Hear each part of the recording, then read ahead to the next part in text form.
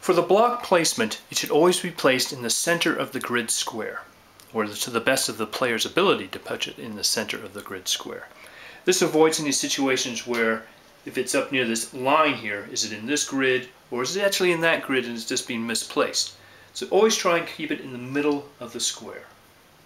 In addition, there's a limitation of a maximum of 2 full-size blocks plus 1 command block per grid square, irrespective to what they actually represent. It could be a large division or a small division. There's also a figure maximum of 150 figures per grid square too, from all the blocks involved. But in most cases the blocks don't come close to that totaling, because most commands are typically anywhere from 20 to 60 figures, depending upon the formation type.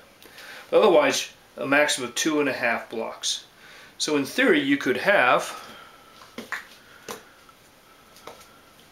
a full-size block and 2 half blocks and a command type block or another small command block in the same grid square. That's perfectly viable. But in total it's 2.5 blocks maximum surface area or style of block.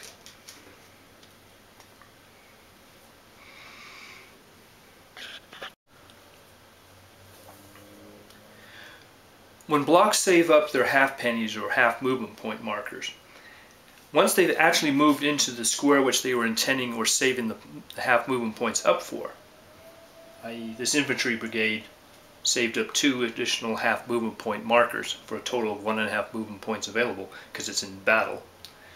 Once you've arrived in the square or the adjacent square which you marched into, you must remove any excess penny markers.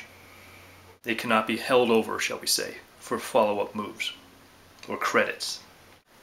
Dummy markers or dummy blocks, decoys, ghosts, whatever you want to call them, are deployed and moved just like any other block on the tabletop. A player can elect to move it at cavalry movement rates or at infantry movement rates, whatever what he's trying to represent on the tabletop, because you cannot make an error in movement by moving a dummy at cavalry movement rates when you're trying to masquerade it as an infantry unit. The opposite player is automatically going to know that it's being masqueraded as a cavalry unit if you move it at cavalry rates. So keep in mind, if you're trying to masquerade it as an infantry unit, you want to keep to the infantry movement rate schedule. Dummy units, once they're discovered, can be automatically removed from the tabletop and redeployed someplace else on the tabletop on the same turn or on a later turn, with the appearance that they're reinforcements coming onto your side. Or it could be a flanking force which is coming on, and then the enemy has to worry what are those 2 or 3 dummy markers coming down his left flank, and you might have to deploy a real command out there, or some scouts at least, to go figure out what's going on and what's coming towards him. It's designed to create disharmony, misinformation, discord, whatever you want to call it, in the opponent's mind. So a good player pulls and utilizes his dummies or dummy markers or dummy blocks to create this illusion of additional forces which may or may not actually ever represent on the tabletop. Dummy commands are simply look like any other command. The only difference is their marker uses the word dummy.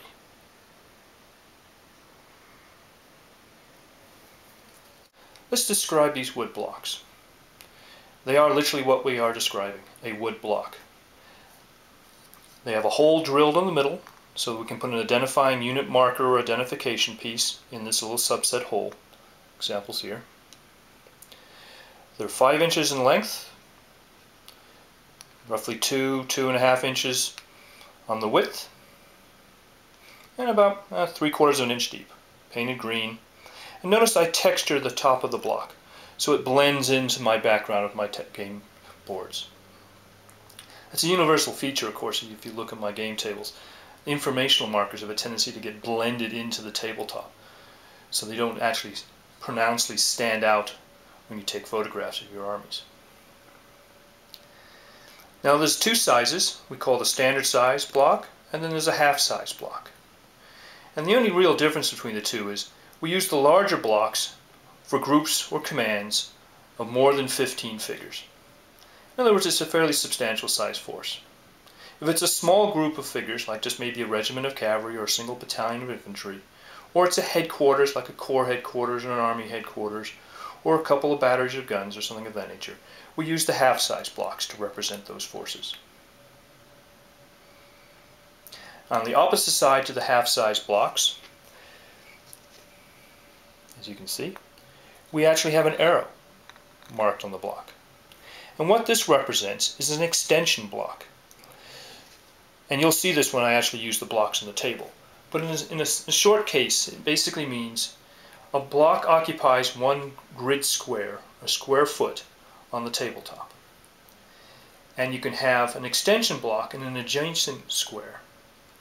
And that basically represents that you've now put that command or that group or that division in both or the two squares. And that's what the extension arrows represent. I'll cover those more in depth when we actually get to the block movements. Well, that's all it is. It's just a simple wood block, textured and terrain, shall we say, on one side, with an identification marker built into the actual block. And this just identifies the block for bookkeeping type purposes. For example, these are just simple counters, a little wood dowel cut piece with some form of identification on the front. In this case, it's the 2nd Prussian Cavalry. It doesn't necessarily represent the 2nd Prussian Cavalry Brigade, even though it could. It's just the number 2 marker. And there's infantry, and there's artillery, and train, and baggage, and things of that nature also. A whole collection of actual counters.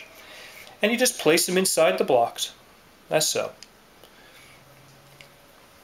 for an identification purpose. Now normally on the tabletop, unless the block can actually be seen and a visibility report given back to the opponent's side, these identification markers would actually be turned upside down. So you have no idea what that actually represents at this point in time, because all you see is the back side of the marker. But when the blocks get close enough, do you actually turn over and tell to the opponent that this is actually an infantry command, which has got infantry battalions built into it.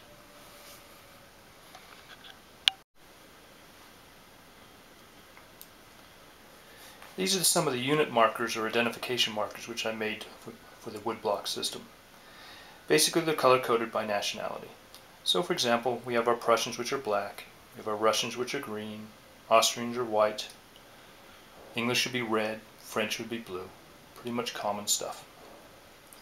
Some of the minor powers have got some more of the exotic colors, like the Ottomans are in purple, Holland orange, Sweden yellow, and some of the ones which I don't show have got other colors too.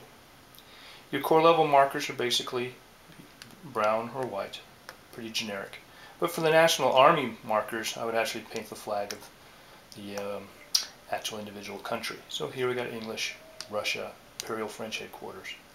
A couple of the markers, small commands, examples. And last but least, the dummy markers.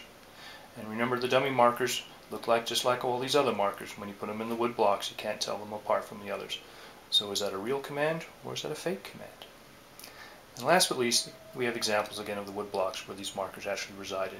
And normally they're upside down, facing away, so you don't have the actual information which is written on the face of the marker, until you get close enough so that you can flip over the marker and they give that information to your opponent player.